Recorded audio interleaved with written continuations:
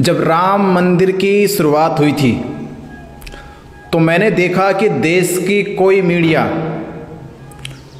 Social media हो, main stream media हो, उन्होंने जिस तरह से बड़े पैमाने पर रोज़ 24 घंटे राम मंदिर पे चर्चा करी, डिबेट करी, अलग अलग देश के कोनों में जाकर लोगों से उसका फीडबैक लिया और पूरे देश और दुनिया में एक माहौल बना दिया। क्या वो माहौल जो राम मंदिर से भी बड़ा मुद्दा है, जो राम मंदिर का मुद्दा तो भारत देश का मुद्दा है, महाबोधि महाविहार बोध गया का मुद्दा इंटरनेशनल मुद्दा है, पूरी दुनिया का है, पूरी दुनिया के बौद्धों की आस्था का मुद्दा है। उस मुद्दे को दिखाने के लिए भारत की मेन स्ट्रीम मीडिया मौन क्यों है? क्या ये मीडिया बहुजनों की केवल ऑडियंस लेना चाहती है? क्या बहुजनों को केवल बरगलाने के लिए इन्होंने चैनल खोले हैं? क्योंकि आज बहुजनों की, बौद्धों की आस्था और श्रद्धा का मामला पूरे देश और दुनिया में चल रहा है। 132 साल से बहुजन समाज, बौद्ध समाज 132 सालों से अपनी विरासत को बचाने की लड़ाई लड़ रहा है। 39 दिन हो गए, आज भूख हड़ताल को 39 दिन हो गए। बरसात हो रही है, बारिश पड़ रहा है, टेंट गीला होकर नीचे गिर गया, कई भिक्षु बीमार हो गए, तबीयत खराब हो गई, पर देश की मेन स्ट्रीम मीडिया के कानों तक ये आवाज नहीं पहुंची। जैसे वो बिक चुकी हो और उसने ये केवल एक एग्रीमेंट कर लिया हो, एक सौदा कर लिया हो कि केवल वो उन लोगों को दिखाएगी जिनसे देश में आडंबर फैलता हो, पाखंड फैलता हो, अंधविश्वास फैलता हो, या उनको दिखाएगी जो लोग लोकतंत्र को खत्म करना चाहते हो, या उनको दिखाएगी जो लोग देश को लूटना चाहते हो। वो अंबानी को दिखाएगी, वो अडानी को दिखाएगी, वो मोदी को दिखाएगी, वो बाबाओं को दिखाएगी, वो पाखंडियों को दिखाएगी। पर वो मुद्दा जिसने देश का गौरव बनाया है, जिस महाबोधि महाविहार से पूरी दुनिया बुद्ध को, बुद्ध की धरती को सम्मान देती है, भारत के हर एक व्यक्ति को आदर्श के तौर पे मानती है, उसकी आवाज कौन बनेगा? तो मेन स्ट्रीम मीडिया ने जिस तरह से महाबोधि महाविहार के मुद्दे को नजरअंदाज करने की कोशिश करी है, मैं बहुजन समाज से कह रहा हूं, मैं उन बौद्धों से कह रहा हूं जो बौद्ध महाबोधि महाविहार में आस्था रखते हैं, मैं उन सभी बहुजन समाज से कह रहा हूं जो बाबा साहब अम्बेडकर में अपनी श्रद्धा रखते, विश्वास रखते हैं, जो कबीरदास रविदास में अपनी श्रद्धा विश्वास रखते हैं, मैं उन सभी श्रोताओं से कह रहा हूं, उन सभी धम्मबंधुओं से कह रहा हूं, नकार क्यों नहीं देते ऐसी स्ट्रीम मीडिया को जिन्होंने तुम्हारी आवाज को दिखाने के बजाय उसे अंधकार में धकेल दिया। और खासतौर पे जो दलितों के, बहुजनों के शुभ चिंतक पत्रकार बनते हैं, अजीत अंजुम जी, कहाँ है आज आप? ये पूरा देश महाबोधि महाविहार की लड़ाई लड़ रहा है और आप कांग्रेस के पीछे उसके गुणगान में ही अभी व्यस्त हो। कहाँ है प्रज्ञा मिश्रा जो कहती है कि मैं आवाज हूं, मैं इन दलितों की आवाज हूं, बहुजनों की आवाज हूं, जो निडर बेबाकी से अपनी पत्रकारिता में बहुजनों को बहलाने की, फुसलाने की बातें करती है। अरे आज 39 दिन हो गए महाबोधि महाविहार, ये केवल बिहार का या गया का मामला नहीं है, ये पूरे देश के बौद्धों का मामला है।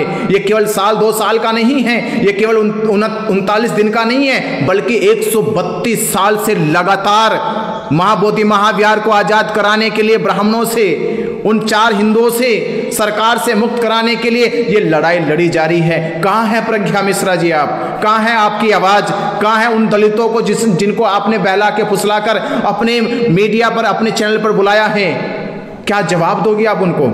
और मेरा सवाल उन मीडिया वालों से भी है जो और खास तौर पे जो बहुत ज्यादा प्रिय हो गए, जहां मैं देखता हूं कि बहुजन समाज उनको बड़ा पसंद करता है, रवीश कुमार जी, जो कहते हैं कि वो बेबाकी से बोलते हैं, भाजपा के विरोधी हैं, आरएसएस के विरोधी हैं। अरे विरोधी है तो महाबोधि के भी विरोधी हैं, बौद्धों के भी विरोधी हैं। क्या वो नहीं चाहते कि महाबोधि महाविहार 4 हिंदुओं से, सरकार से मुक्त होना चाहिए? तो रवीश कुमार जी ने एक बार भी अपना स्टेटमेंट, एक वीडियो आके ग्राउंड पे वीडियो क्यों नहीं बनाया? सवाल नहीं पूछना चाहिए बहुजन लोगों को, बौद्धों को सवाल नहीं पूछना चाहिए? क्या आप केवल इनकी वो बातें ही सुनोगे जो ये बनाकर परोसते आपको, ये प्रोपगेंडा ही सुनोगे? क्या आपकी आस्था, आपकी श्रद्धा का, आपकी विरासत का मुद्दा ये लोग नहीं उठाएंगे? और ये लोग नहीं उठाएंगे, ये नहीं दिखाएंगे तो इनको देखना बंद कर दो। अगर ये तुम्हारी बात तुम्हें नहीं दिखा सकते, पहुंचा नहीं सकते, तो उनको देखना बंद करो। चौथे आदमी जिसको इंटरनेशनल लेवल पे बड़ा एक क्रेज दिया, एक ट्रेंड मिला उसे, ध्रुव राठी, जो भारत से बाहर बैठे वायरल होने के लिए, बौद्धों को दिखाने के लिए, बहुजनों के दिलों में बसने के लिए कुछ वीडियो बनाए। पर आज महाबोधि महाविहार का वीडियो कहां है? क्योंकि मामला केवल भाजपा विरोध का नहीं है, आरएसएस विरोध का नहीं है, मामला भारत में विरासत का भी है, संस्कृति सभ्यता का भी है, मामला देश की इतिहास का भी है, मामला है देश की उन धरोहरों का जो धरोहर हमारी ब्राह्मणों ने कब्जा कर ली, जो हिंदुओं ने कब्जा कर ली। तो ये लोग वो नहीं दिखाएंगे जो आपके वजूद को मजबूत करती हो, जो आपके वजूद को एक अस्तित्व देती हो, जो आपके वजूद को एक स्तंभ की तरह खड़ा करती हो, ये वो नहीं दिखाना चाहेंगे। आपकी आवाज दिखा कौन रहा है फिर? कौन दिखा रहा आपकी आवाज फिर?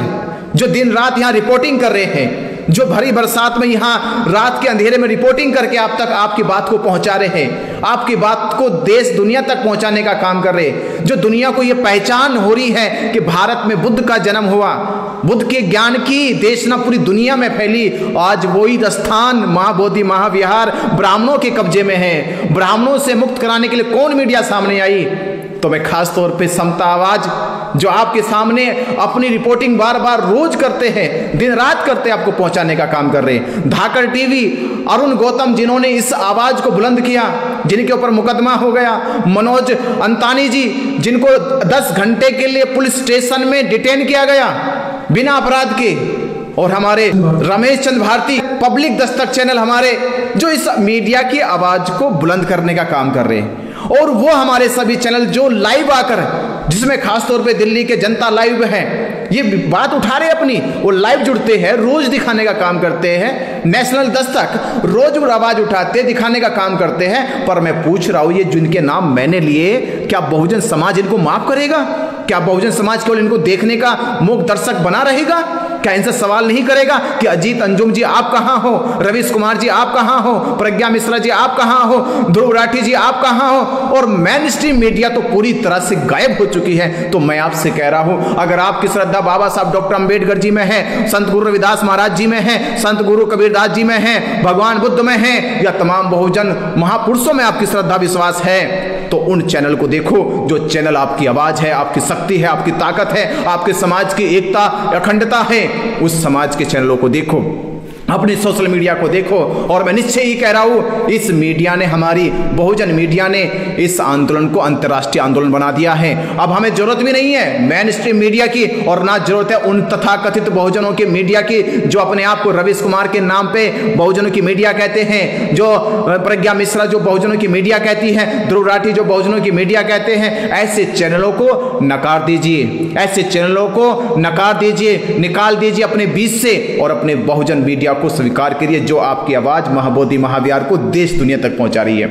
मैं भंते विनाचार्य, और ये पीड़ा थी मेरे भीतर, ये मेरी कसक थी मेरे भीतर कि मैं अपने दिल की बात आप तक पहुंचा सकूं। मैं अपनी मीडिया को बहुत बहुत धन्यवाद देता हूं, जो करीब 39 दिन से महाबोधि महाविहार पर रिपोर्टिंग करके पूरी देश दुनिया को ये खबर दिखा रही है। और इनके इस प्रयास से महाबोधि महाविहार आने वाली 12 मई तक ये मुक्त हो जाएगा, और ये विरासत का सबसे बड़ा अहम जो योगदान होगा हमारी बहुजन मीडिया को होगा, जिन्होंने आपको इस खबर को दिखाने का काम किया। मैं उस मीडिया को खास तौर पे बहुत बहुत धन्यवाद दूंगा, मनोज अंतानी जी को, अरुण गौतम जी को, रमेश चंद्र बौद्ध जी को मैं खास तौर पर बहुत ज्यादा धन्यवाद दूंगा, जनता लाइव वालों को, नेशनल दस्तक वालों को, और हमारे LBS वालों को भी, जिन्होंने इसको ऑनलाइन तौर पे जुड़कर इस पे काम किया है।